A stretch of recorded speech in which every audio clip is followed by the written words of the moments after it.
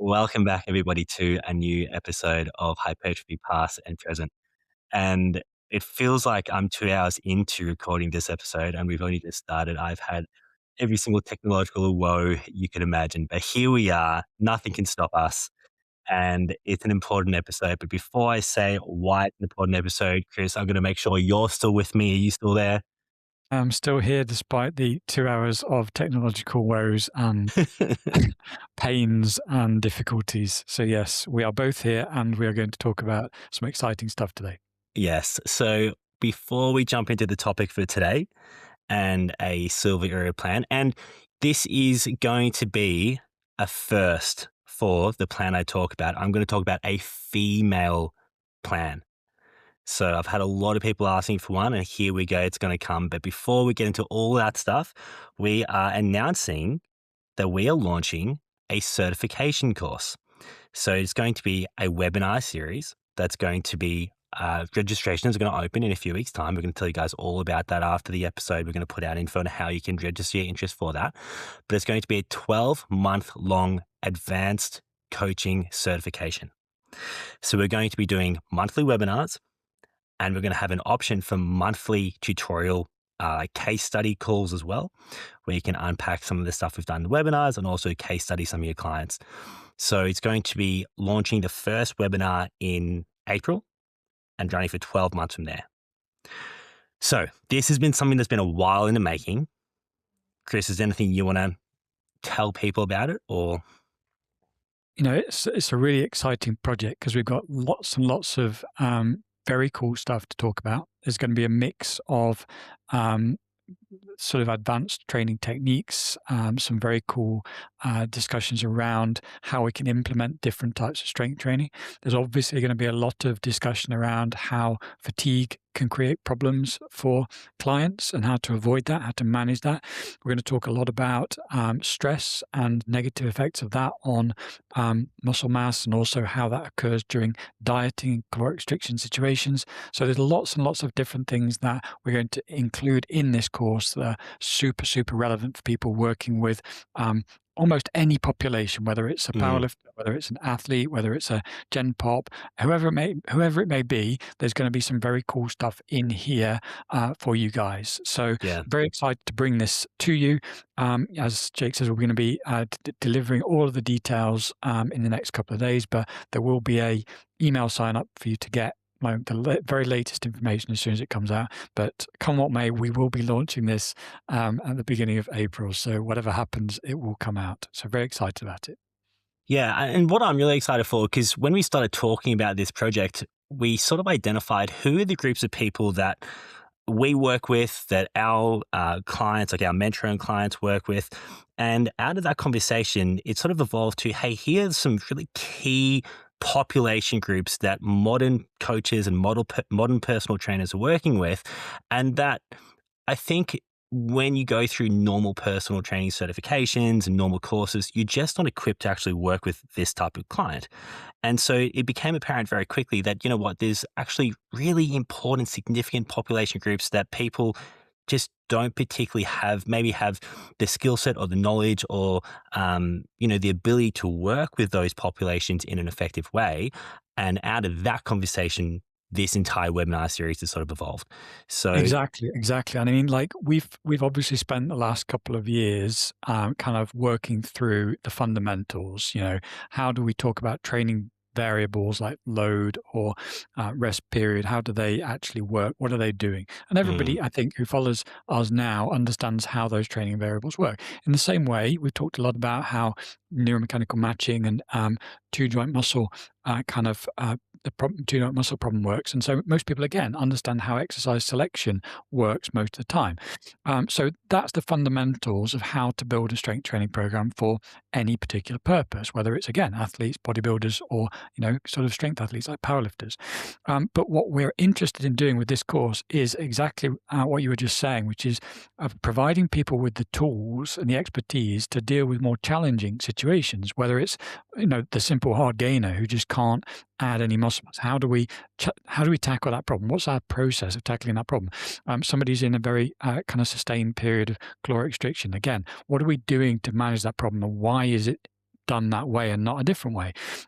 Whether it's somebody who's working around some specific pain or injury, whether it's somebody who's got some kind of gastric distress, whatever it may be, what we want to do is deliver those kind of frameworks for understanding those problems and giving people the tools to work with people in those situations.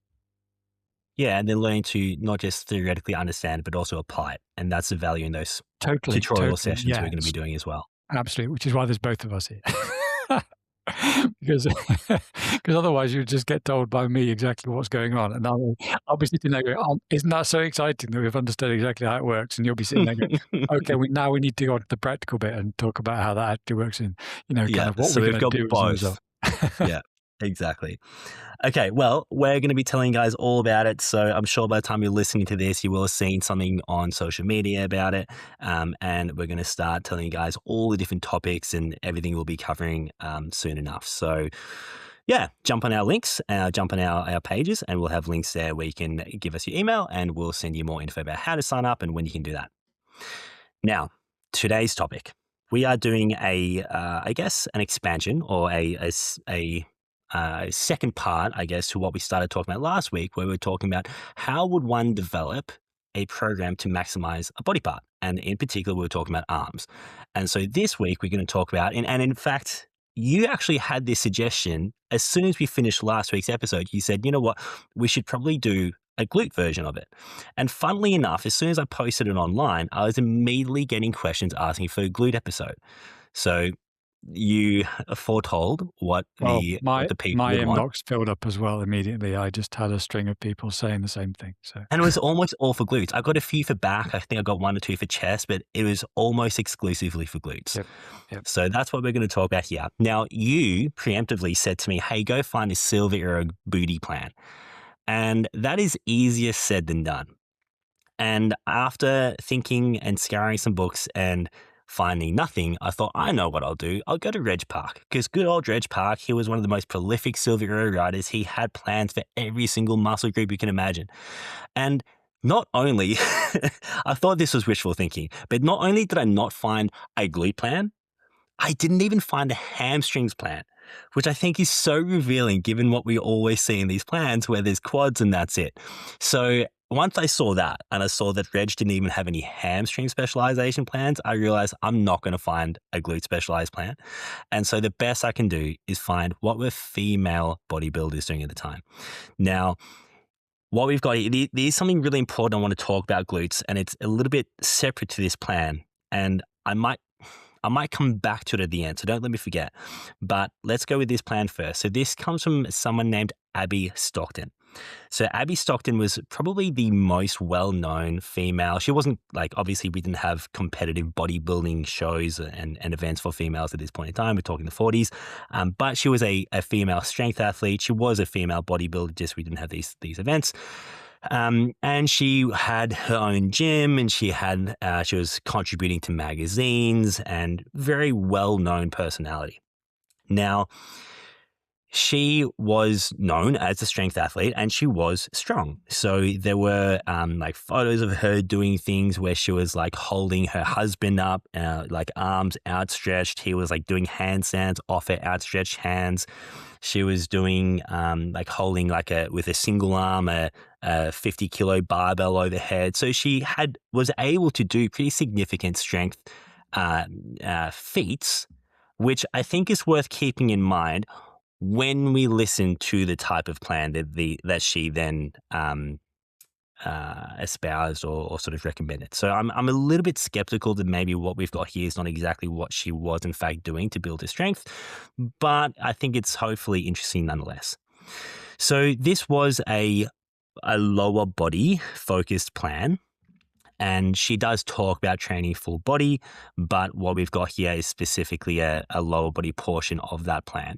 And it was meant to be done 3 times per week. So initially we have the good old commonplace exercise that everyone does in every gym all around the world called thigh slapping.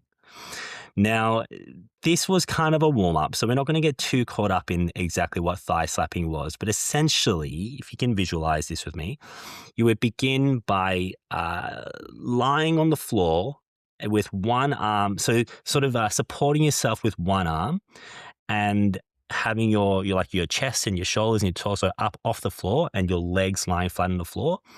And essentially what you do is you would push your hips up towards the ceiling, and then you would drop your hips back down and you would smack your thigh against the floor, and you would do this 10 times on each side. Now, this was not meant to be a strength exercise. They talked about this, I believe they talked about it as breaking up the fat in the thigh. So it is not designed to build muscle, and I think we could probably more or less move past this intro exercise. Now, the next exercise we had was heels elevated squats, and it was heels highly elevated. Now, this was done for 2 sets, and it was done double progression method. They would do sets of 10, working up to sets of 25, adding weight as you could. Then we've got a lying leg curl, which I think is interesting because we don't have a lot of hamstrings work. And we're talking 1947, I think, when she published this. So to have a leg curl in 1947 is pretty interesting. Now, obviously, they would have been using iron boots. So you would have been limited in how much load one could actually use. But again, we had 2 sets, starting with 10 repetitions and building repetitions up as needed. Now, we're going to need to do a little bit more visualization here for these additional exercises. So next we have a leg spread. Now, the leg spread worked by having the iron boots on, lying on your back, and having your legs outstretched, like directly in the air, and you would let your legs fall to the side, and then you would bring them back to the center. So essentially, we have an abduction type exercise with iron boots. Now, we kind of get the opposite of that, where the next exercise we have, 2 exercises, I'll come back to the one in between, but then we also have an abduction type exercise where we have the iron boots on and we're lying to the side, and now we're raising our leg to the side, doing more hip abduction. Now, obviously, you're limited again with load, so these are relatively high repetitions, about 20 repetitions per set, doing 2 sets of both of these sort of abduction type exercises. Now, we also have what was called a bicycle motion. Now, it's exactly what it sounds like. You're lying sort of, what would you like, shoulders on the floor, legs pointing directly up to the ceiling. I don't know what to liken that to, but then doing literally a sort of bicycle type motion with your legs with the iron boots on. Now, for the life of me, I can't work out what that's doing. I don't know if you've got anything that I don't there, but we'll come to that in a moment. And then almost finished, we had step forward, alternating lunges. And this was done with a dumbbell. And they were doing holding the dumbbell overhead. I don't know that particularly matters, but 2 sets of 10 with dumbbell. And then the final exercise we have is a leg swinging exercise. Now, the way this was done is lying flat on the floor on your back, and you would have one leg, and this was unweighted, I believe. I don't believe they use iron boots here. And you would bring one leg as far out to the side, so crossing over the other leg as far up to the side as you can. And then you would do an arc and you'd bring it all the way over to the other side. Unloaded. I don't imagine that's achieving anything. I don't even really know what would be used in that exercise, to be honest. It was done for 2 sets of 10, done relatively quickly. Again, unloaded. I think that was probably just to look cool, finishing off the workout. So that, and I will also mention, this is one of the only workout plans you can find from a silver era female lifter, because I get people asking for these all the time. And there's very, very, very little out there, apart from what Abby Stockton put out there, which really is this and a few other columns in some magazines. There's almost nothing out there.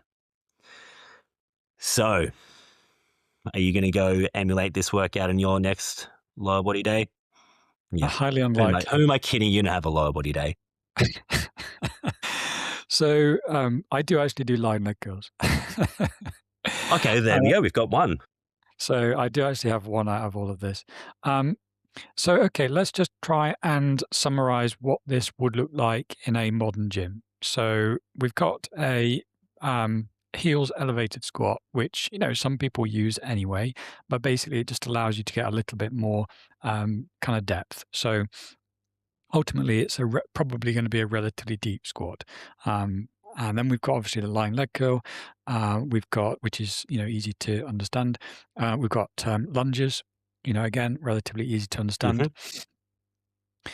Um, Really, what we've kind of got with the other two exercises with the boots on, they're kind of adduction and abduction, aren't they? Really. Mm. So the closest thing you're going to get in a modern gym then is just the seated abduction and Yeah. adduction machines. Yeah. So, nothing, kind of too horrifying there. And then the bicycle with iron boots really is probably quite close to a leg press, 45-degree leg press, I would say, Mm. like a single leg Yeah. variation. Yeah. Ultimately, that's the closest thing you got there. So the reality is there's nothing kind of, I mean, taking into account the fact that they just didn't have that kind of machine equipment, those are the exercises that they're kind of moving in that direction. So if you really want to go and put something in with the leg swing, it's not a million miles away from a four-way hip extension machine, either done, Yeah. probably done as a flexion. So it's going to give you some rec fem, basically. But again, whether that's, as you say, relevant or whether it's just to kind of warm down at the end, I don't know. But Yeah. that would be kind of the way I would see it. So, in terms of how that stacks up against what we will be doing today, I mean, reps are a little bit high, but again, that's probably just an equipment issue again with the weight that's possible to strap onto an iron boot. Yeah. Um, so, so sets aren't particularly high. Total volume isn't too crazy. So other than that, really, just kind of saying, well, where's the kind of glute bridge? I mean, that's Yeah. really the thing that's missing. Everything else is kind of fairly logical, really. I don't see anything apart from the just equipment limitation and the general kind of strangeness of the description. It just isn't really that kind of mad. Mm. If I was looking to really pad out a full lower body workout for maximum muscle growth. Really, the hip thrust or glute bridge variation is a thing that's screamingly obviously missing. Seated leg curl would be nice because I really do kind of want, more than one hamstrings exercise most of the time.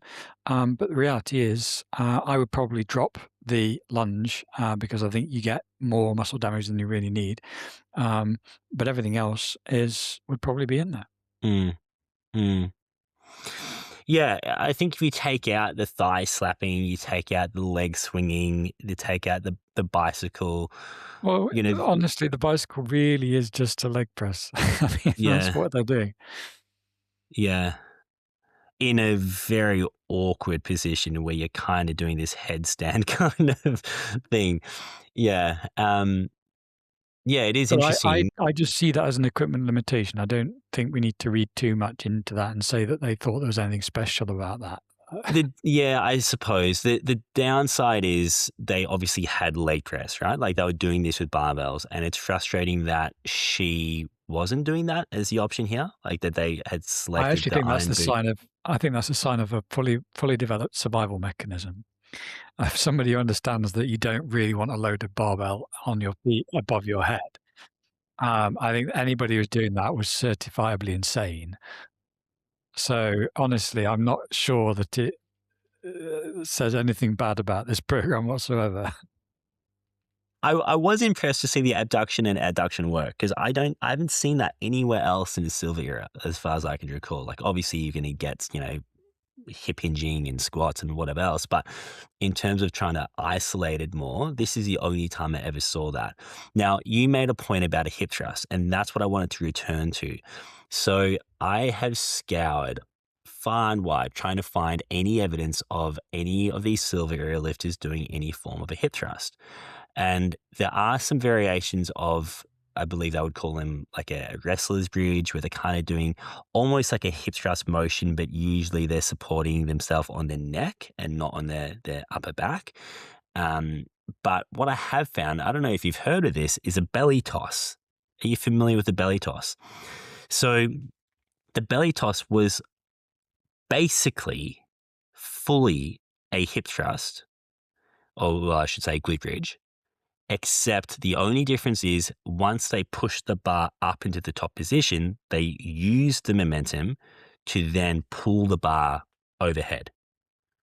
And so they use like a combination of an upper body exercise with the hip thrust. I've only found it documented in one place. I think they were using it as an accessory for benching, but that is the only version I could find, which I found a photo of it, and the photo looks exactly like a glute bridge.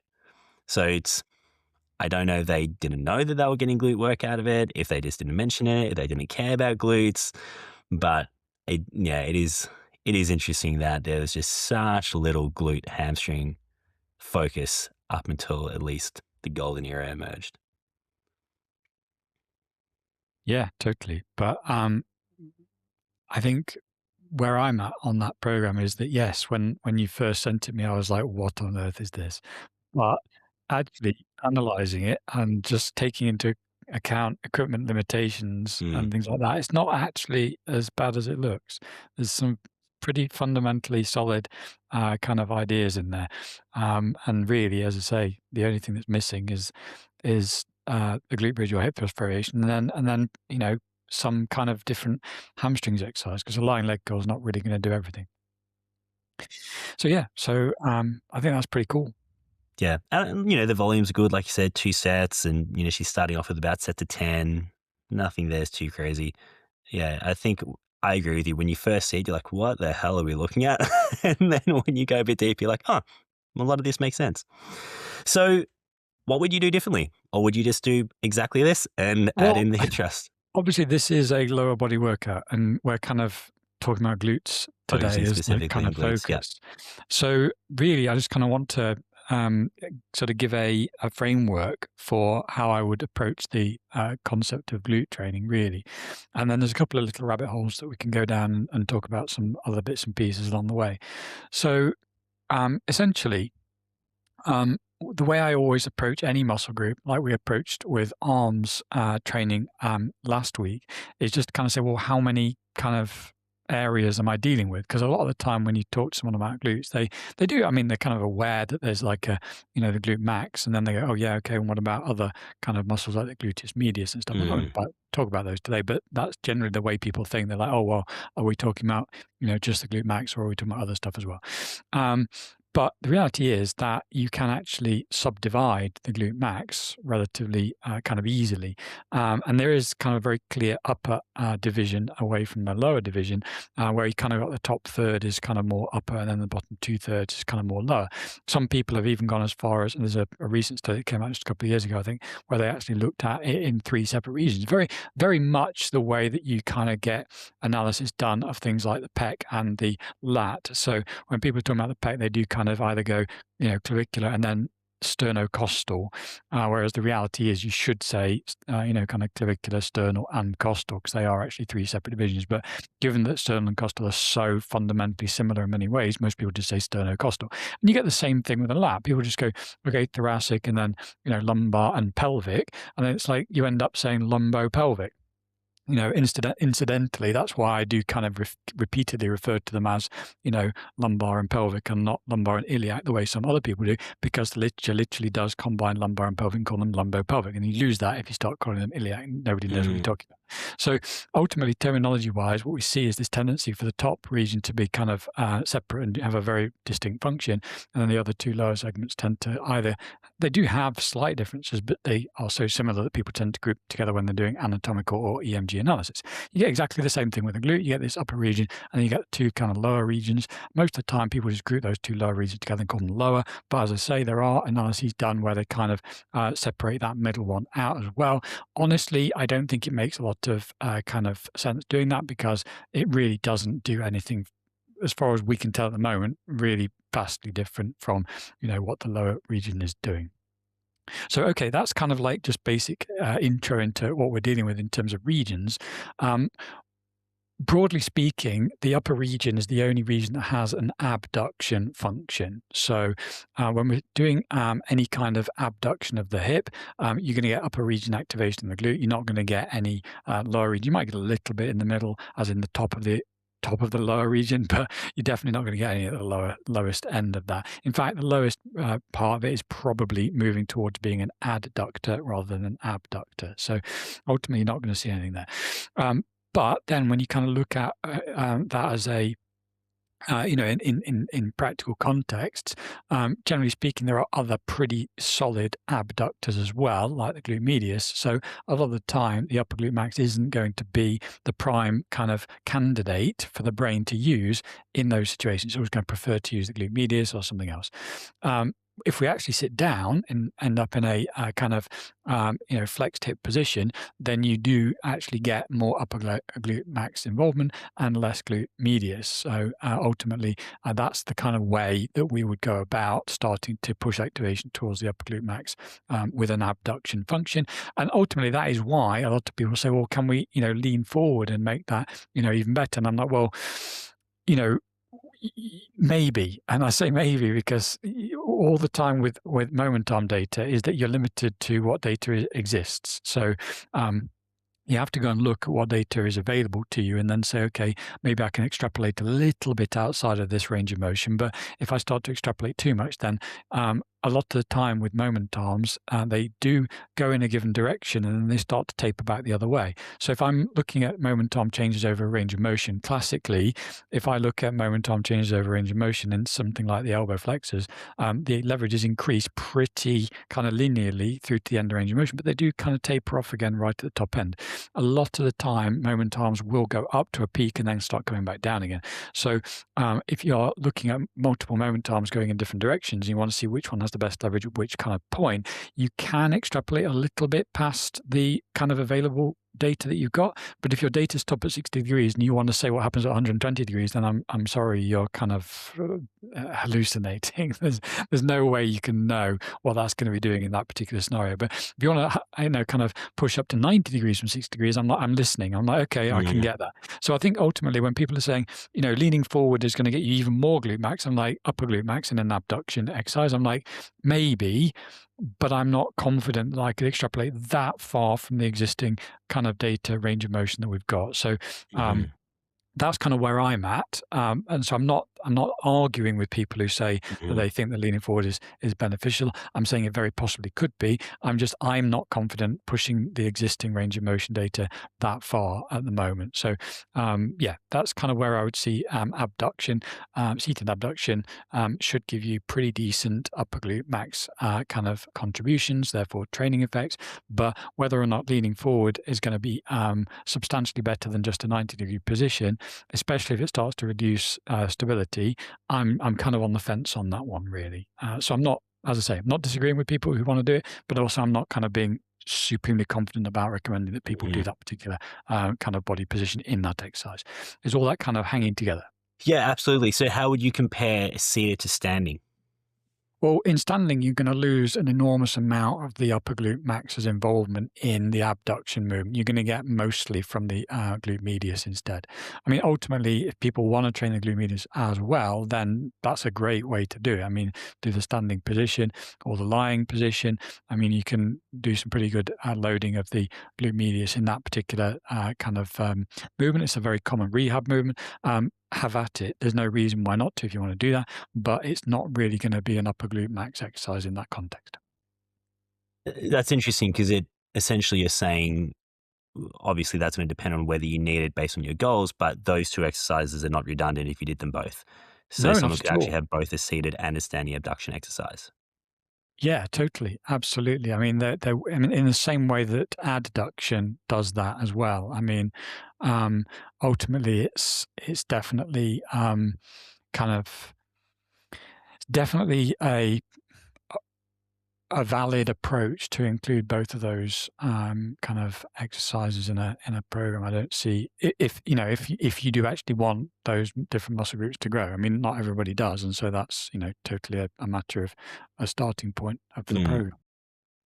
And so if someone's doing a seated abduction, then is there much difference between the shortened position and the lengthened position in that exercise? If one were to use more like accommodating resistance, use a band in that exercise, is that going to change much? I don't actually think we've got any kind of data that will let you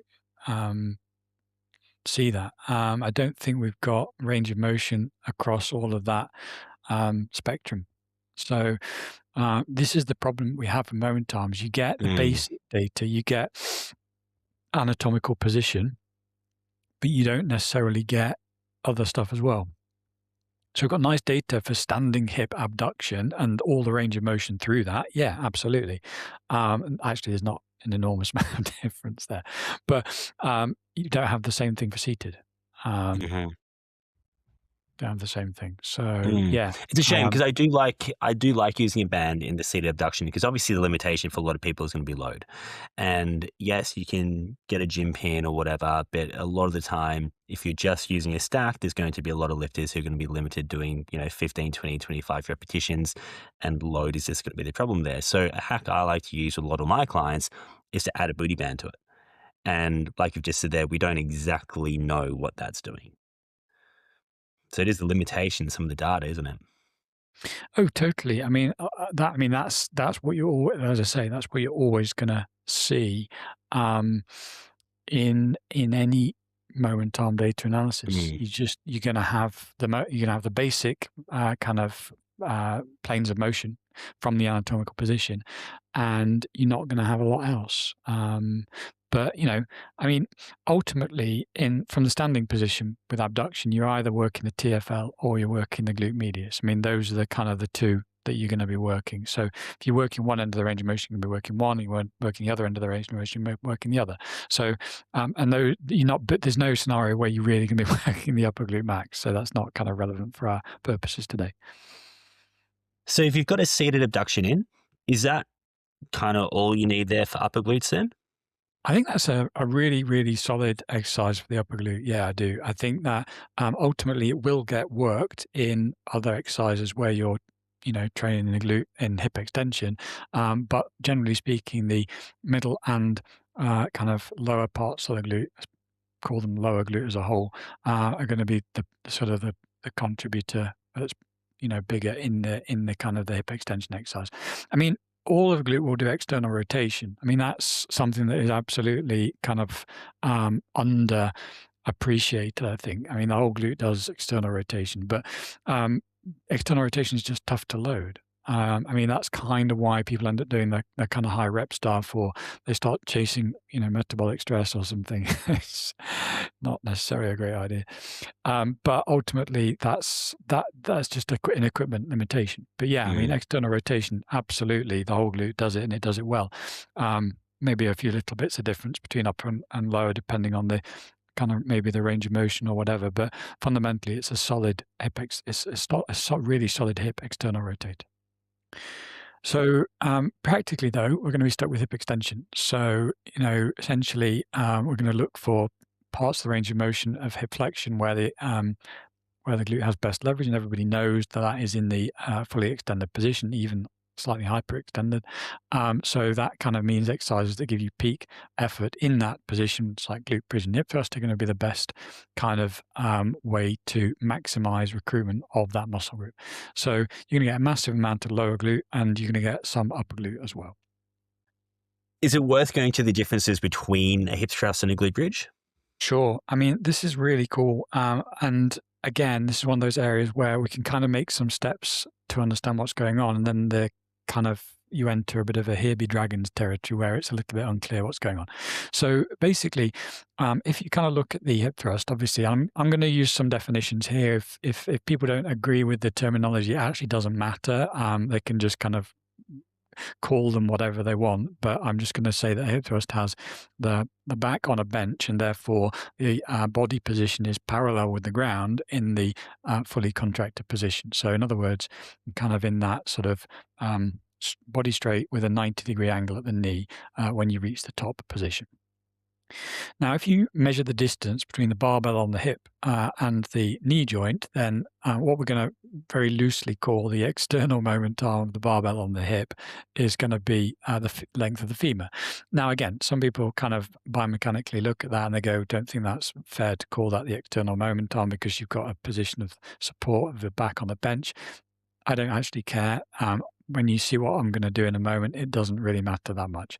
So we're just going to basically have the hip with the weight on it, and then the distance between the hip and the knee joint, I'm going to call the external moment on just for the purposes of this analysis. If I now compare that with a glute bridge has the back resting on the floor, and therefore the knee angle at the kind of top position is now closer to maybe sort of it's no longer 90 degrees, you kind of have a much steeper angle. So in that situation, we're now going to say that the horizontal distance between the barbell position on the hip and the knee joint, horizontal distance, is now no longer the femur, because the femur is now the hypotenuse of that triangle. So what you've just done is basically bring the barbell closer to the knee joint, which then is going to require a smaller knee extension torque, and therefore less quadriceps muscle force, and therefore less quadriceps activation. You can confirm that that is indeed the case by just comparing quadriceps activation in hip thrusts and glute bridges and seeing that quadriceps activation is in fact a lot lower in glute bridges compared to hip thrusts. And again, it's like, yeah, exactly what we would be expecting. So why is that important? Well, basically why it's important is that it tells us that the hip thrust is actually giving you a reasonable quad stimulus, not maximal one, but it's definitely training the quad to a degree. And as a result, you're then going to have a central motor command sending activation to the quad to a much greater extent in the hip thrust in comparison with the glute bridge. So given that central motor command is limited and you can't just, activate every single muscle in the body to the maximal level, like some people seem to think you can, you're going to end up with lower levels of glute activation in the hip thrust compared to the glute bridge. And again, that is exactly what activation studies have shown, that if you compare a glute bridge with a hip thrust, you get higher glute activation in the glute bridge. It's because you've got less quad activation, therefore you don't have the sort of limitation on how much central motor command is going to other places.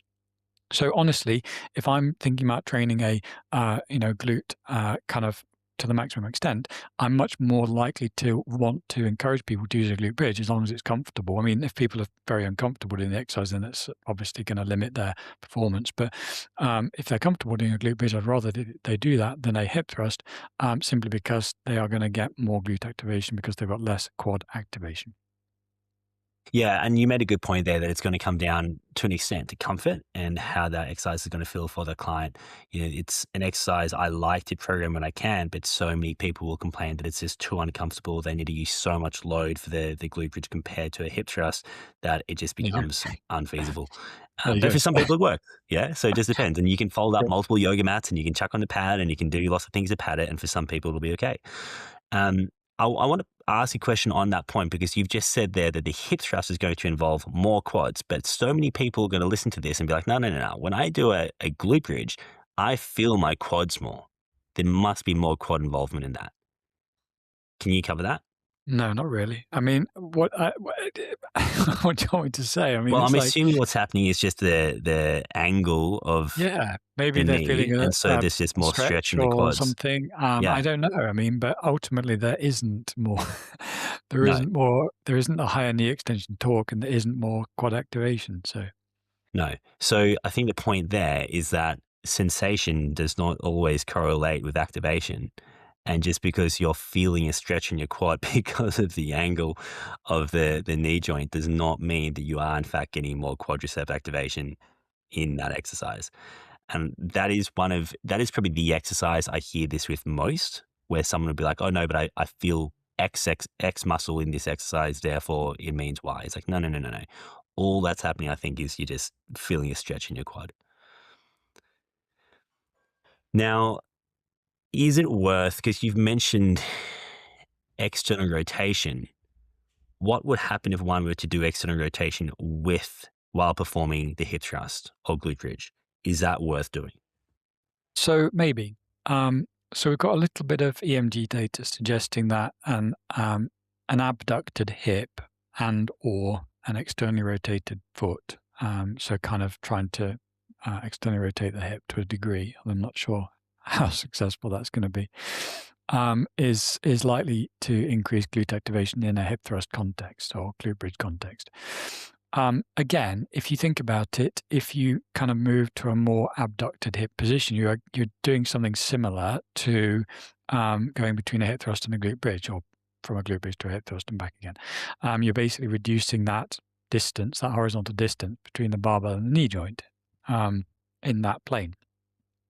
So potentially that could again start to give you an advantage in terms you'll end up using a lot more weight again, but you'll end up using a bit more glute and a little bit less quad.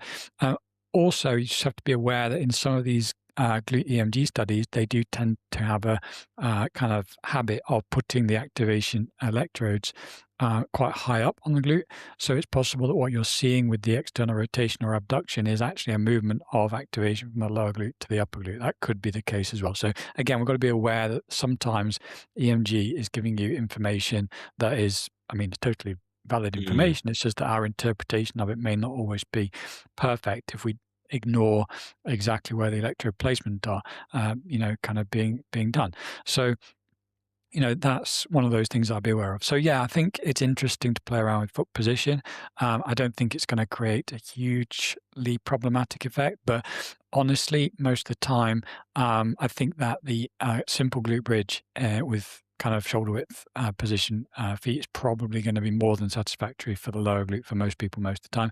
And obviously, if it does kind of start, if an abducted hip or externally rotated kind of position does move activation from the lower to the upper glute, then that would be a bit of a negative if we've already got a seated hip abduction and yeah. we're trying to use use the glute bridge as a lower glute exercise. So honestly, I'm kind of like, again, yes, it's kind of interesting. Mm, Um, Probably wouldn't rush to do it straight away. Maybe mhm. I'd sort of include it as a variation from time to time, but not necessarily something that I'm going to jump on straight away and say, this is definitely what we need to do all the time. The way I use that exercise, if I've got a client who they want to build their glutes, but for whatever reason, we're not going to do multiple glute exercises, we're not going to do a seated abduction as well. I'm often using that variation of a hip thrust in that Sure. situation where we're Yeah. just doing that Yeah. one Yeah. exercise. Yeah. Yeah. I think that makes a lot of sense. Is there any value to doing, again, banded exercises here? So doing a banded hip thrust and making it harder in that contracted position. Is any value to that, or is it effectively going to be the same thing? I think it's going to be the same thing. So I think it comes down to how it feels. I mean, if the band or some extra bands allow us an easier setup, and make it more comfortable. I mean, obviously the band is useful in the sense that when you sort of take the tension off, it just goes away. You've got no load at all, so you can kind of be sort of sitting lower down in that at the bottom of Mm, the exercise, and you haven't got kind of a billion tons kind of sitting on top of you. So that, from that perspective, can be very useful. Again, also means that you're not stealing every single kind of 45-pound plate in the gym, which is something that goes wrong with shrugs as well. People say to me, "Oh, I don't want to do Kelso shrugs. I'm just going to do my classic vertical shrug." And I'm like, "Okay, I bet you're popular because you're going to have to steal everybody else's weights." I mean, it's just like the same problem with hip thrust. You just use so much weight that unless your gym mm, is like ridiculously well equipped or you've got your own gym, it's very, very difficult to kind of use the kind of loads that you want to use. mm. But I think that for that reason, bands can be very interesting. But yes, fundamentally, from a physiological point of view, it's pretty much doing exactly the same thing.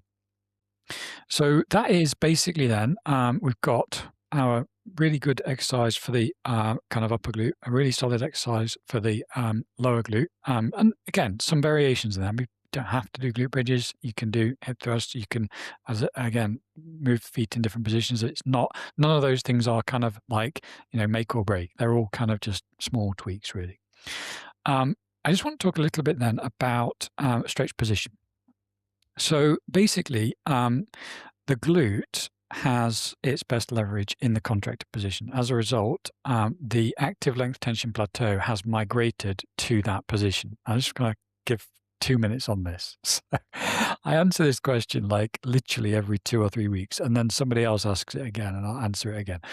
And it seems like it's one of those kind of really annoying little myths that's just going to dig in and never go away now. But basically, the active length tension plateau is literally just going to move to correspond to whatever joint angle the muscle is being activated at, according to neuromechanical matching. Now, people say to me, "Oh, no, no, no, we think that the active length tension plateau tells the brain where to send activation. So the brain is going to look for the location of that plateau and it's going to send that." I'm like, okay. First of all, tell me how it's detecting that, because I can't think of a way that it's able to do that. Secondly, tell me how sarcomerogenesis happens if you can't activate muscles very well off the plateau.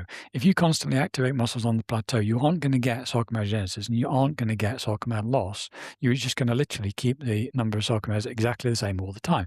You have to have the ability to activate, unless you're going to do static stretching, of course, and static stretching is separate. So if you want to move the length tension plateau by doing static stretches, that's fine. I mean, that's a separate question. But you can't get really sarcomerogenesis in an exercise if you can't activate the muscle fibers off the length tension plateau. It's just that simple. So you're literally telling me that if you think the active length tension plateau is something that the brain uses to decide where to activate a muscle in the joint angle range of motion, what you're telling me is that you don't think sarcomerogenesis can happen in a strength training context. Well, I'm going to win that bet. I guarantee that. I mean, we've already got data coming out on the eccentric training side showing that sarcomerogenesis happens in humans. We've got an absolute mountain of data in animals showing that it happens as well. So ultimately, I think the most logical explanation of what's going on is that the brain activates muscles according to neuromechanical matching, and then the length tension plateau just migrates to wherever that is according to where you are regularly activating muscle. You'll end up with a plateau there, and you'll either end up doing that by taking sarcomeres out or putting sarcomeres in. So if we can activate the glute at a stretched position, we are likely to find that it experiences quite robust sarcomerogenesis the same way the quads do, because we are habitually activating the muscle repeatedly in a contracted position, because that's where it has the overwhelmingly best leverage. So we're going to have a plateau in the contracted position and a very, very long descending limb. Yes, there is a single modeling study that shows that the active length tension plateau of the glute is probably more likely at 45 degrees rather than 0. That's because the data they input into the model, the model didn't tell you that was the output. The model actually had that as a data input. So yes, you're going to get the same numbers out that you put in. So that model is not evidence for the glutes having a length tension plateau at 45 degrees. It's literally just that's what they put data in. That's what they're going to get data as out. So please don't send me that study. I already know about it and it doesn't tell you anything.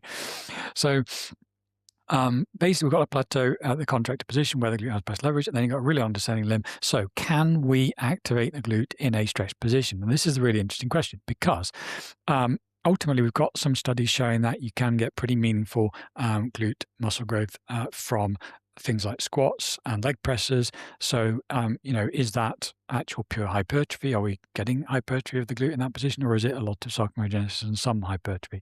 I think it's a lot of sarcomerogenesis. The reason I think that is because we can actually see a route to activating the glute in that stretched position if we just consider how the two joint muscle problem works. So in most exercises with the lower body, you're going to have hip extension and knee extension happening at the same time. In some, you get just kind of hip extension, and as a result, you're going to have hamstrings plus glutes plus adductor magnus, and going to vary according to the range of motion. So if you're in a kind of stiff leg deadlift position, you're going to get a lot of adductor magnus. If you're in a kind of 45-degree back extension, you get a lot of hamstrings. If you're in a kind of horizontal back extension, you're going to get a lot more glute. Okay, cool. That's just hip angle. But if you start bending the knee and start extending the knee in those situations, you start doing squats instead of stiff leg deadlifts, you are going to find that immediately the hamstrings just completely switch off, because they would be called upon to do knee flexion at the same time as hip extension, and therefore that is going to massively reduce your efficiency. So the brain just switches it off to joint muscle problem, antagonist, inhibition, whatever you want to call it. Now, if that's happening, then you've only got two hip muscles now to work. So by taking the hamstrings out, the central motor command now is going to the hip extensors, and you're going to get a lot more glute than you would expect based on the poor leverage that the glute has in that stretched position. So I actually think that, to be fair, I've probably sort of been a little bit harsh on squats in the past about how much activation of the glute they create. I think they probably create a bit more than I have been kind of assuming that they do. And it's literally just because of the two joint muscle problem that you end up with more available central motor command for the hip extensors than you can reasonably distribute to that adductor magnus alone, and so you end up, it spills over to glute max, and that's the only thing you've got. So I think you probably do get a decent amount of sort of activation of the glute in a stretched position in a squat. And of course, if you use a leg press, you get an even steeper hip angle, so you get more of the stretch position, and therefore even more of that sarcomedogenesis. So I think a leg press, especially a single leg press, where you get super high activation, because obviously single leg or single limb exercise is going to give you higher voluntary activation than two limb exercise, and the glute is a really big muscle, so it has a massive voluntary activation deficit the same way that the quads do. So I think a single limb variation is definitely the right way to go. So a single limb kind of variation of a leg press could be a really, really good kind of stretch position, sarcomedogenesis inducing glute exercise. And of course, in terms of training status, just because somebody has got, like 3-4 years of training status behind them, if they haven't been doing that, then whether it's they haven't been doing a leg press, or they haven't been doing maybe they've just been doing squats, they haven't been going the same range of motion, or whether they've just been doing two leg variations, go to a single leg variation and a pretty deep range of motion. And I think definitely you would get a little bit new sarcomedogenesis compared to what you've got previously. And of course, you don't have to maintain that, but maintenance volumes for sarcomedogenesis is relatively low, so you don't have to go crazy. Is all of that making sense? Yeah, so you're obviously not big on Romanian deadlifts for glutes, and that explains why, because you're not getting into a stretch position enough to stimulate sarcomedogenesis if you're doing. It's a lukewarm exercise, isn't it? It's not doing anything well. It's not, especially when it comes to the glute. It's neither doing a contractor position. It's not as good as a hip thrust for the contractor position, and it's not as good as a leg press for the stretch position. So it's neither thing well. Sure, but it was designed originally for Olympic weightlifters as an accessory exercise. So it's a sporting kind of movement support accessory, really. Now, you would think that you will nonetheless get a bit more glute work in an RDL than you would with a stiff leg deadlift because of what you've said there about the hamstrings, no? Exactly. But it's still not going to be ideal. Now, obviously, everyone who's ever done, I shouldn't laugh about this. What I learnt back in the day, a million years ago, was on the leg press, if you want to focus on hamstrings, you did it with your feet. I believe it was feet close together up high. If you wanted to focus on glutes, you would do feet up high but far apart, and then to focus on quads was feet down low and together. Now, obviously, we can take out the hamstrings from this equation. You've explained why a moment ago. But in terms of, and you did say single leg is going to be more suitable here, but in terms of foot position for glute, is there going to be anything significantly different between doing a foot up high, foot out to the side, foot down low, like one would do for more quadriceps focused, or does it not particularly matter? I think that probably foot position vertically is going to move the relative kind of joint torques between hip and the knee. So yeah, I think you kind of have a low foot position, you are going to get more quad. You have a higher foot position, you are going to get more hip. So definitely think it's worth kind of exploring that. I wouldn't worry too much about the abduction, because as I say, I think single leg is probably more important. So you just get far better activation kind of characteristics by doing that than worrying about the kind of abduction angle. So that's what I would have assumed as well. And I would have assumed that obviously if you can shift a little bit focus away from the quads, then you're going to get a little bit more glute work. But are you going to reduce your ability to stretch the glute by putting your foot position up high compared to if you did have it in a lower position? Well, you can check that. You can just look at your hip angle. That's the thing. It's a measurable quantity. So just kind of get a camera from the side and see what your hip angle is looking like. And if you find that restricts you, then sure. If you don't, honestly, I find that it's less restricting to have the foot higher up for me. Interesting. So it might come down to the individual. So I think it probably is an individual thing. I think it depends what your quad stretch mobility is like and that kind of thing. So, or dorsiflexion and that. So ultimately, just see what is going to work. But yeah, we're aiming for hip angle. So whatever it kind of takes to get the hip into that position. That's interesting. Interesting. You say that you actually feel like you can achieve a deeper angle up high, because for me, it's the opposite. So I wonder whether maybe limb length comes into it, or that'll be Relative interesting limb too. lengths of lower and upper kind of leg. There could be all kinds of weirdnesses going on. So yeah, but again, we know what we're aiming for, so don't kind of So you can self-assess sweat it the relatively easily. details and just self-assess. Yeah. Yeah. Mm. So kind of what we've ended up with then is 3 exercises that I think would be, kind of really, really solid kind of team of or collection of exercises where you've got the seated hip abduction, the kind of glute bridge, and the kind of single leg press. And I think that those 3 together would be absolutely the core of any kind of glute training program that I would put together. I think they're pretty unbeatable. Now you can kind of vary a little bit, like we were just talking about with the leg press, you can vary foot position a little bit from time to time or get something that you like. Again, with the glute bridge or hip thrust variations, you can vary that a little bit. With the seated hip abduction, maybe you can vary kind of the angle of the hip a little bit, leaning forward a bit, or just sitting upright, or whatever you want to do. So there's come a little.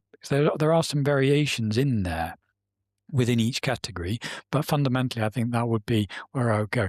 I don't think there's anything else that really comes close. I mean, yeah, there are other exercises that kind of do more or less the same sort of thing. You could argue that horizontal back extensions, fundamentally are in the same category as a glute bridge, although honestly, I just don't think they are going to get close to the same level of activation you're going to get in hip thrust, but that's just a stability issue.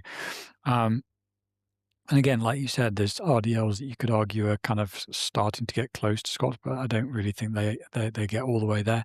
And honestly, again, I still think the leg press gets you a better kind of hip angle than and most squat variations will do. So yeah, I'm not saying that you can't do RDLs or squats and get towards the same territory as a single leg press, but in the analysis that we've just done, the single leg press just comes out on top for the reasons that we just explained, with the better hip angle and the higher level of voluntary activation. And yeah, really, that would be kind of where I would leave it. An external rotation exercise would be wonderful to be able to put in there, but I don't see one available that is really kind of stable. Now, that doesn't mean that there isn't one out there. I'm sure there's people out there that have constructed some really cool exercises that may be getting towards that level of stability. The fact that I haven't seen them just is because I'm not looking. Mhm, I don't scour the internet looking for that kind of stuff. It's not mhm. my expertise. It's not my zone of kind of What expertise. have you seen people do for that? Well, there's the kind of the classic physio exercise where you kind of do a I think they're called clamshell exercises, where you lie on your side, you bend the hip and the knee, and you put your ankles together, and then you rotate about the ankle. And you can add a little bit of elastic resistance to that, but it's really, really kind of limited in terms of how much kind of stability you've got and how Mm, much resistance you can really generate. Um, Often used in rehab, but not really something that you're likely to see, I think, getting to the levels of loading that you would want. Again, doesn't mean that somebody hasn't figured that out, um, but I haven't seen it because I haven't been scouring the internet looking for that kind of thing. Now, how much value do you think there is in doing unilateral versions of these exercises? Obviously, you've mentioned for the leg press, you think that that's a worthwhile exercise to do, but in terms of like a glute bridge or, I mean, seated abduction is quite difficult. I find the machine very difficult to do unilaterally, And uh, just due to the setup of the machine. But in terms of the hip thrust or glute bridge or back extension or any of those type exercises, I always, because I do often program it, but then I also wondered to myself, how much are we losing here just due to, I guess, the instability or the the, instability on a thrust is huge. As mm, soon as you take, as soon as you go from 2 leg to 1 leg, you lose an enormous amount. Just people can just go away and do the calculation. I mean, yeah. you should have higher kind of load per leg in a hip thrust for single leg variation than 2 leg. Nobody can do that. Nobody can do that. See, I So again, often wonder this, like even with a back extension, right? Like, would we, I mean, back extension is difficult because you get your torso weight there as well, so it's very hard to calculate. But would we expect, say, in a hip thrust then, that someone, due to the bilateral force deficit, you should actually be seeing double the weight or more than double the weight? unless stability is taking weight off because it's reducing activation of the prime movers and increasing it of the and increasing of the antagonist, Yeah, you should be able to lift a heavier weight. Yeah. You should be able to lift more than 50% of your bilateral load, and you can't. Nobody can. It's not So going to it happen. I really mean, makes I'm me saying this. question. Maybe there's going to be somebody out there who can, but You'll start getting like videos sent in, yeah. nobody. Yeah, filling up our inboxes with videos of people doing that. But I think most people, most of the time, aren't going to be able to do that. No. So I mentioned I do still program it. I almost always program it purely based off load. I program because bilateral is too heavy for people that it's hurting the hips too much, and we don't really have an alternative. And so I use this to limit the load, but I'm not overly happy about Oh, doing it. sure, sure. But do you see any value in actually programming, or is kind of what you're Well, saying there that? if you haven't got any other options, then yeah, I mean that's where you're But at, you isn't it? wouldn't choose to do it if No, bilateral is working. This no, is not a situation, most likely, where doing the unilateral version of this exercise is going to be superior than doing the bilateral version. exactly. But again, you can literally see that Yeah, because you you can can test it. just count the numbers. I mean, this is kind of like one of those kind of situations where it's like we don't need to speculate about this. Mm, You just kind of count, multiply by mm, 2. which, can be challenging for some people. It's a pretty basic idea. So, yeah, so I think really if you're one of those people who's, kind of single leg hip thrust is magically kind of more than 50% of your two-leg hip thrust, then have at it, but most people's, aren't going to be. And if you're going to do it as an exercise, I don't know how you feel about this, but I would encourage people to do B stands, not a true single leg. So if when we say single leg, if you're hearing us say have one leg floating in space, then that's going to be ridiculous, and that's going to add a huge amount of instability. Very, very difficult. Yeah. So at the very least, have your other foot. Well, I'm not going to explain it. Just Google B stands hip thrust and do that variation would be my recommendation. Yeah, no, proper single leg with one leg out, sort of floating in the air is tough. It is a really tough exercise. I've kind of used it. I think it's really hard. Yeah, I was using those back during lockdowns when I had no access to any equipment. And I'm so glad. I'm so glad I don't have to It's do that miserable. anymore. It's a really miserable experience. So tough. So yeah. I think that kind of honestly for me is a full suite of glute exercises. I think really those three are going to be the foundation of any solid glute training program. I think anything else is either going to be duplicating what you've already got in that kind of collection, and probably not doing as good a job. Do you know what I find with glutes? And I guess to an extent, most muscles would probably be similar to this, but I feel more strongly about this with glutes. That if your goal is to maximum develop glutes, there's kind of like a very clear formula for it, and there's not a lot of point deviating from that. And so for my girls who are focused on glutes, 90% of my programs look the same. From a glute perspective, I'll change other stuff, but all the glute stuff is really the same. And usually I literally will just run it exactly as is, almost indefinitely. There'll be very little change I make. And the format that I use, generally speaking, is going to be I'll use abductions, seated abduction, like we've talked about. I'll use hip thrust, like we've talked about, and then I'll use leg press later on, usually, as we've talked about. And the only thing I do any differently, and I think we've touched on this in one podcast in the past. And I know that this is one of those areas where I'm going to ask you to speculate, which you love doing. But I have heard feedback from a number of people that they they felt like they were getting better results doing slightly higher repetitions with glutes than doing lower repetitions. And obviously that's not going to apply to everyone, but I've heard this enough times from people that I started to wonder, could there be something to this? And we've obviously talked about this privately in the past. And so one thing that I do with some of these clients is that first exercise, which is you're going to usually be some kind of contracted position exercise. I might program that higher repetitions, and it will usually just be a single set, and it'll be high velocity, slightly higher reps.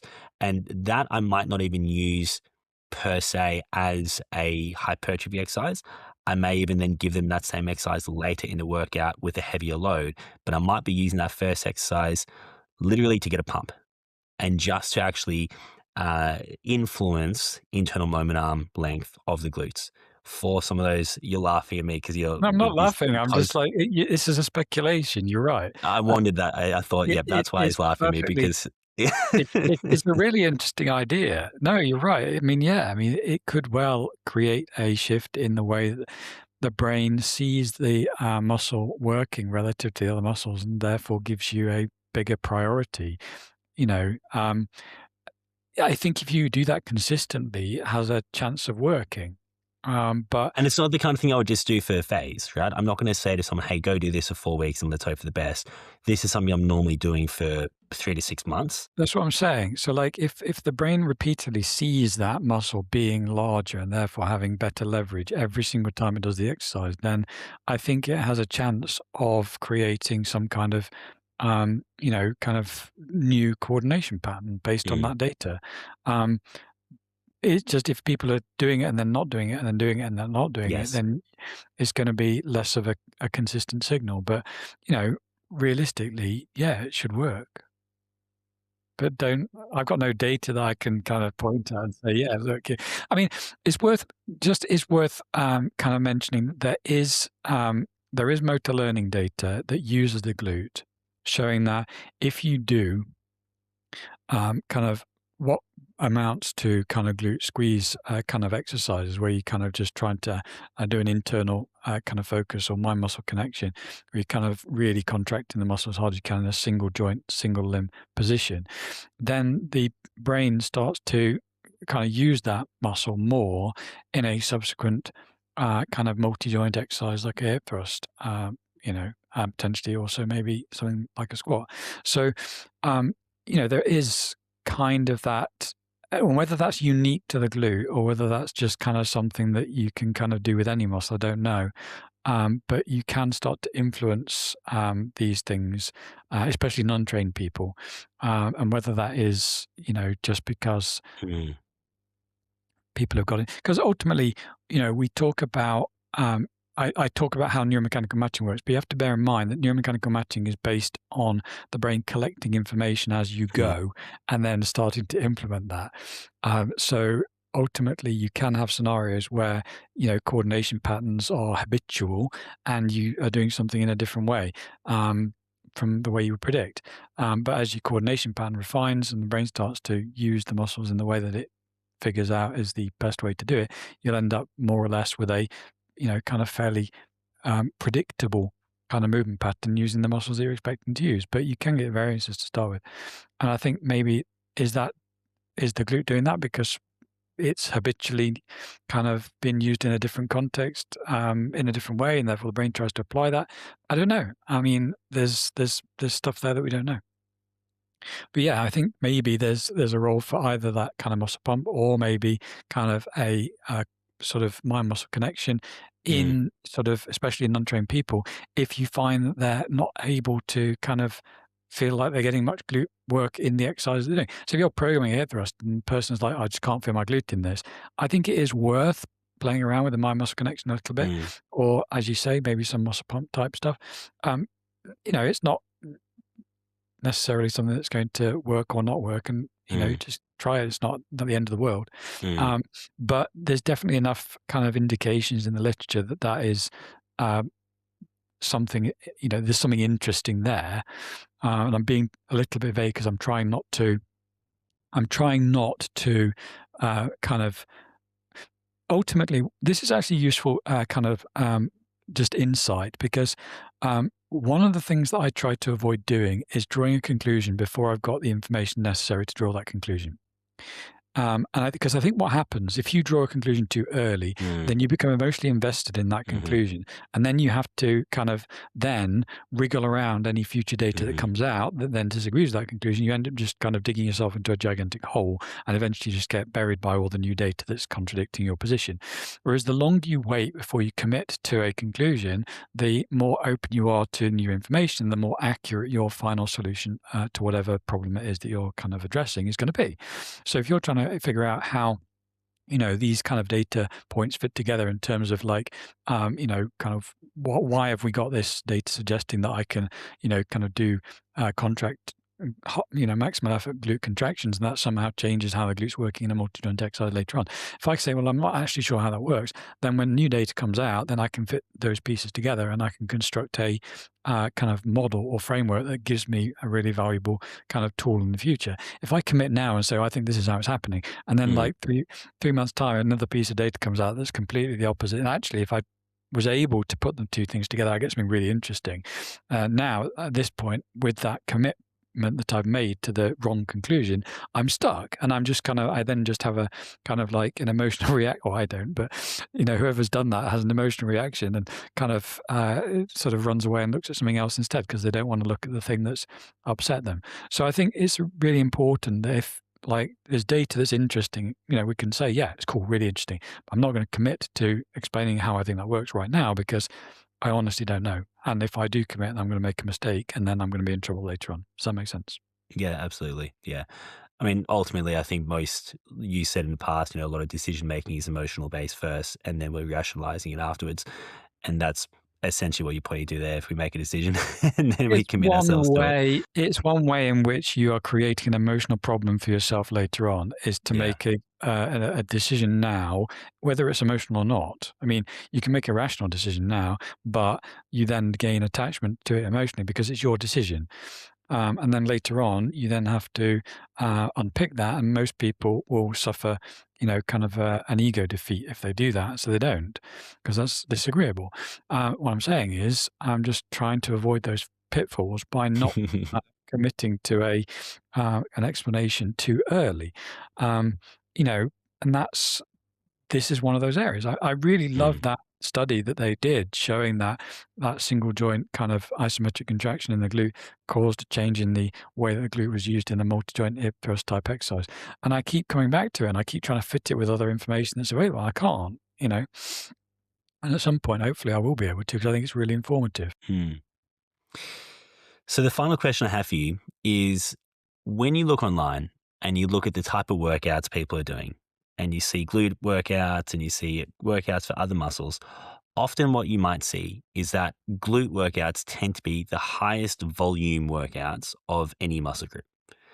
And because obviously the squat or leg press is going to be different, but because a lot of the exercises we've talked about there are contracted position exercises, is one able to actually use higher volume for those exercises for the glutes than some other muscles might be able to tolerate? So in general, the lower body muscles tend to have a kind of mixed slow and fast fiber proportion, roughly 50-50. There's not amazing data for all of them, apart from the quads, obviously, in which case there is amazing data. But, there's not generally amazing data for the fiber type proportions. There's only a couple of studies for most muscle groups, apart from the quads. So we kind of say, okay, they're kind of 50-50-ish probably, but again, that can vary. The upper body tends to be a lot more fast twitch dominant, so you tend to have a bigger problem with kind of fatigability. So you've got this kind of fairly mixed fiber type proportion, and also you've got some fairly chunky voluntary activation deficits. And voluntary activation deficits just mean you can't actually access your fastest twitch muscle fibers. And this is a really important point that most people, if not everybody, who kind of talks about fiber type proportions miss, which is that if I say to you that your biopsy measured fiber type proportion is 50-50. So you've got 50% fiber, slow twitch fibers and 50% fast twitch fibers. Then you then kind of work on that basis and you can say, okay, well, it's a fairly kind of balanced muscle. But then if I say, oh, and by the way, you can't access the top 20% of the muscle because you've got a voluntary activation deficit that's kind of like at the top Mm. end spectrum. You're now saying that 20% is taking off 20% out of your 50% chunk of fast twitch fibers. So you've actually only got 30% fast twitch fibers accessible. So now it's 50 versus 30 rather than 50 versus 50. So when you have a voluntary activation deficit, you massively change the usable fiber type proportion of the muscle and you make it very, very slow twitch, which is why when we use lower body muscles, they actually don't get damaged that easily compared to upper body muscles. So this is why the researchers use the quads as their archetype of the kind of difficult to damage muscle, and Mm. the biceps brachii is the archetype of the easily damaged muscle. Now, I know that there's a whole bunch of the internet who run around going, oh, the quads kind of they take longer to recover because they're bigger, and the biceps brachii they kind of easy. You can train those 14 times a day because they're really small and they recover easily.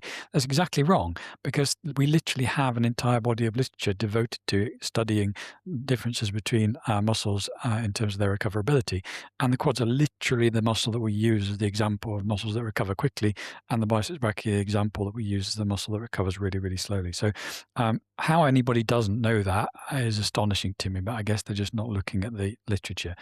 So basically, yeah, lower body going to recover pretty quickly because it's going to get relatively minimal damage because of the high voluntary activation deficit. At least in untrained people, you're going to see that chiseled away in kind of more well-trained people. And again, the fiber type proportion being relatively balanced. So yeah, I mean, if you couple that knowledge with the fact that you're probably training the glute mostly with a contracted position, then yeah, I mean, you can get it to tolerate a decent number more sets than you would be able to get the biceps, triceps, pecs to kind of tolerate in the upper body. So yeah, I think people can get away with doing a little bit more volume. Do they need to? Absolutely not. I mean, hypertrophy is a muscle fiber specific phenomenon, and I'm just going to keep saying that. People are going to keep ignoring it, or at least they're going to ignore the implications of it. They say, "Oh no, it's a bigger muscle, therefore I need to do more volume." I'm like, just walk me through the logic of that. How does having more muscle fibers in a muscle change what each muscle fiber is doing? They're independent structures.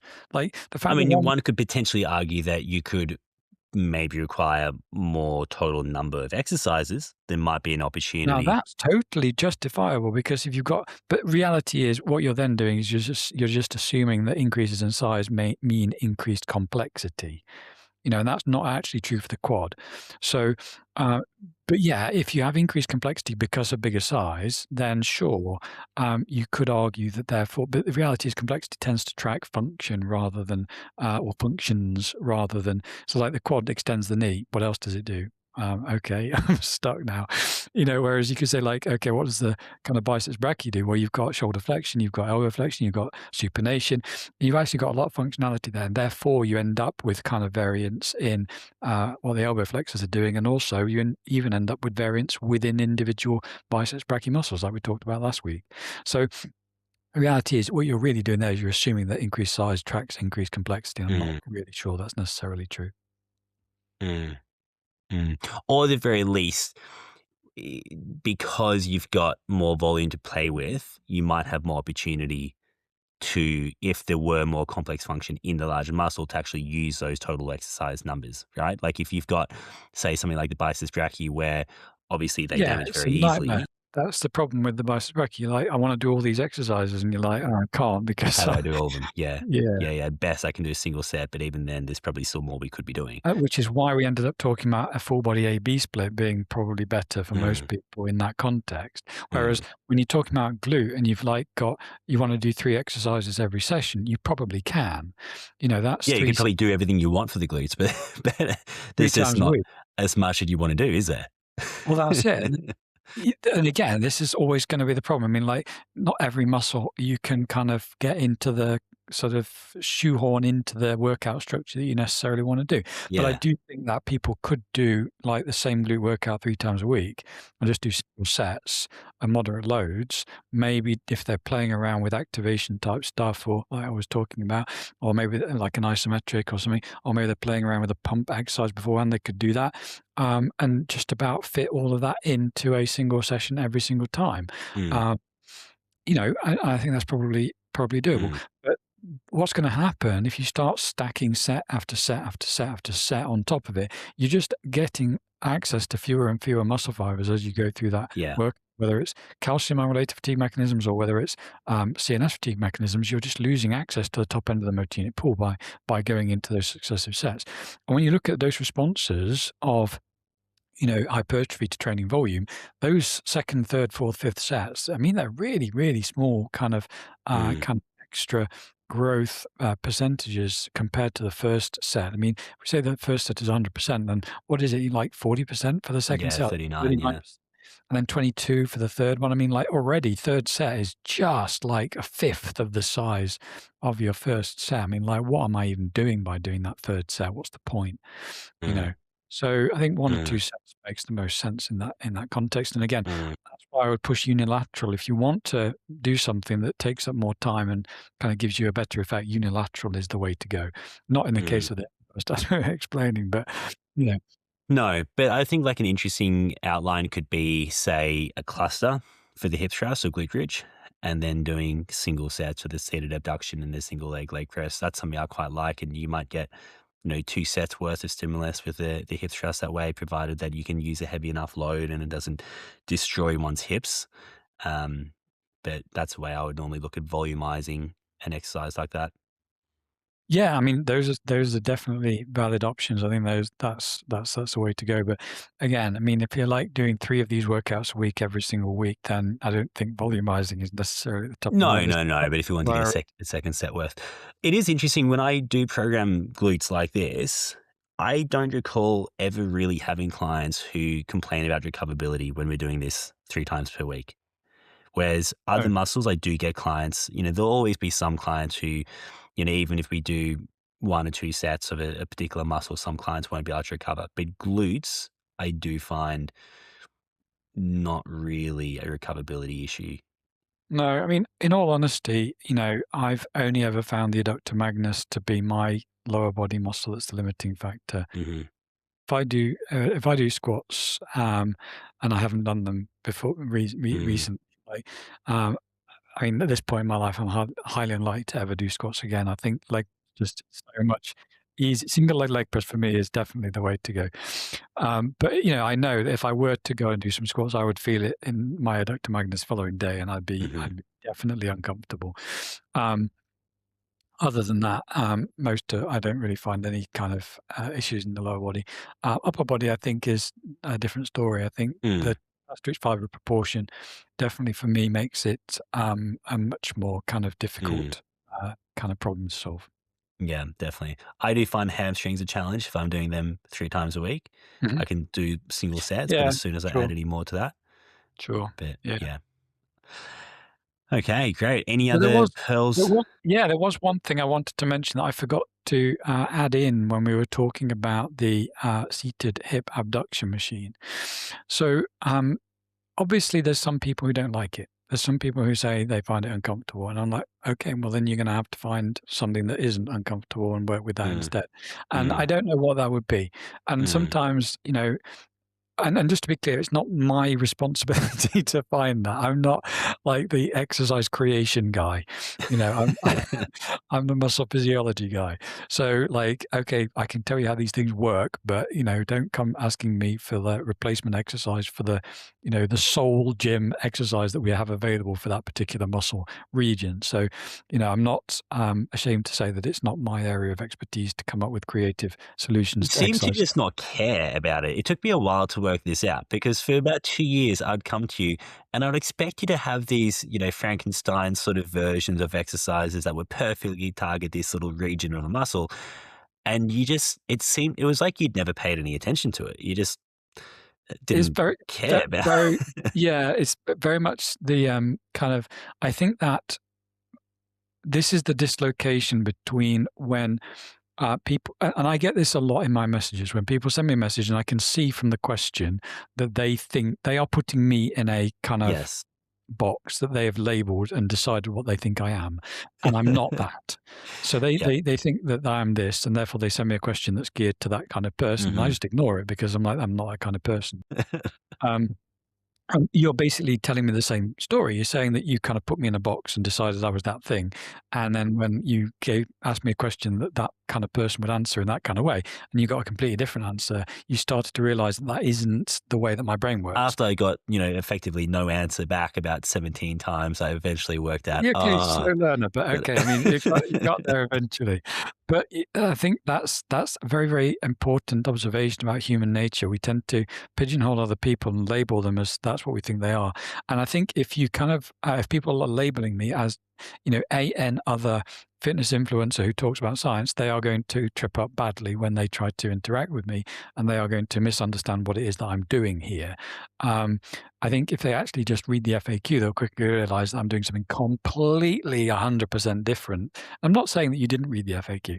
But If you just read the FAQ, most people will figure out what it is that I'm trying to do here and understand that, yeah, there's going to be stuff that I am not going to commit to becoming an expert in, because I need to devote my energy to other stuff that I'm good at. And there's a small number of things that I'm really, really good at, and I'm going to do those things to the exclusion of everything else. I mean, I told you, I think when we had this conversation privately a long time ago, I said to you, look, just read the kind of like Sherlock Holmes stuff. That's another example of somebody who just devotes their life to a particular thing that other people aren't really interested in. Or peripherally are interested in, or they're interested in the output, the benefit. They're interested in the fact that he can catch criminals. They're not interested in how he actually does it, fictitious character, even though he is. So basically, there's a famous kind of episode or kind of paragraph in the original books where Watson discovers that Sherlock doesn't actually know that the Earth goes around the sun. He just doesn't know that. Why doesn't he know that? He doesn't know it because he wasn't relevant to catching criminals. And so he's literally just devoted his entire kind of focus of it, all of his learning on things that matter for his goals. And that's the same approach that you'll get with people like me who've just decided that this batch of things is going to be what they're interested in, and everything else can kind of just swing. And you are therefore going to ask me questions that are important to you, and they aren't important to me, because I'm just like, well, that isn't what I'm here to do. And if you assume that I am here to do that thing, then you're going to be putting me in a box that I'm not actually in. Anyway, so I was talking about something completely different. I was talking about how some people don't like a hip abduction machine because it's uncomfortable. And you mentioned another example of the hip thrust being the glute bridge being uncomfortable. And it's like, well, you're going to need to find a replacement exercise for that. And I'm not the person who's going to be able to help you do that. So go and kind of talk to somebody who's more creative about exercise kind of variations than me. Fine. But what I do want to mention is that if it's uncomfortable and you don't want to do it, fine, but don't tell me that the exercise doesn't work because you don't like it. And that's something that I have seen happen with the hip abduction. So people have said, oh, no, I don't like it. And also it's not a good exercise because it actually only trains the piriformis. It doesn't train the glute max. I'm like, hang on a minute, walk through the logic there. You're saying that because the piriformis and some of the other deep external rotator muscles have better leverage than the upper glute max, which they do, for seated hip abduction, then you're saying that those muscles are going to do the movement and the upper glute max is not. Well, if you follow that same logic, then you would say that the posterior delt does sagittal plane shoulder extension and the lat doesn't, which is nonsense. Okay? Neuromechanical matching tells us that the muscles that have best leverage will get called upon first. And when you get to very high levels or maximal levels of activation for those muscles, not necessarily maximal in terms of 100%, but maximal kind of in terms of what you can do, you will move activation across two muscles that have less good leverage. So in the sagittal plane pulling exercise, you get posterior delt is going to be called upon first. And then when it almost maxes out to whatever degree that is stopped at, I'm not really sure how that works, but you're going to end up getting lat involvement, especially thoracic lat, up to the maximum level that it can do. And then you move on to other stuff. And you literally just kind of go down a sequence of going, okay, that, then that, then that, then that. Okay, so apply that to the seated hip abduction. Yes, piriformis and other kind of small muscles, very, very small muscles with very, very good leverage, they are going to get used to a very high level of activation. And then you're going to move on to stuff like the upper glute max, and you're going to get a pretty decent activation of that because you didn't actually have to send very much to the piriformis to max it out. So the idea that just because a tiny muscle has amazing leverage means that it's going to stop another muscle from working is not necessarily true. In fact, it's not. The only time that you're going to get a muscle stopping another muscle get used is if the muscle that you are activating is really big. So yeah, in the case of the sagittal plane pull, once you've got into the thoracic lat and you start using up all of your central motor command to activate the thoracic lat, yeah, you're not now going to get onto the lumbo-pelvic lat because you actually have used up pretty much all your central motor command doing the activated muscles that you've already used. But you're not going to get that with a tiny little muscle like the piriformis. So by all means, if an exercise is uncomfortable to you, then don't do it. Do something different and find somebody whose expertise extends to exercise creation that will help you figure that out. But please don't say that the exercise doesn't work because, a small muscle is being used instead of the muscle that I'm actually trying to use, because that's nonsense. That's just not the way voluntary activation deficits or neuromechanical matching actually work. Mm. Yeah, that's helpful. That's a good round. I didn't even know that as an argument people made. I know people complain about the seated abduction, but I didn't know that they then Yeah, tacked on. and yeah, just to be, yeah, as I'm saying, to be 100% clear, if it is uncomfortable or if you don't like it for whatever reason, then don't do it. Yeah, some people do get nerve pain, static nerve pain doing it. And Don't do it. yeah, exactly. Absolutely, totally logical response to that situation. But it doesn't mean that the exercise doesn't work for other people, because it does. Yeah. And technically it would still work for you. Just there's a, there's, There's a problem you have to overcome. yeah. Yeah. Okay, great. That was it. No other pearls of wisdom about glutes. No, nothing. I think we're done. So hopefully people will find most of that useful, some of that entertaining, and maybe even some of it insightful. And maybe it'll change the questions you get in your DMs and you won't get any more I very exercise much creation doubt questions. Now, a reminder, guys, that if you jump onto our profiles on social media and click our links, we will have information up about the certification. And I didn't mention this at the start, but I will mention it now. Make sure you do sign up to that email notification, because we are going to have a launch offer when we do officially launch. So hop on our link, fill in your email. That's all you need to give us, nothing else. And we will be sending out a launch offer in the next few weeks. Thank you guys as always, and I hope you'll join us again next week for another episode.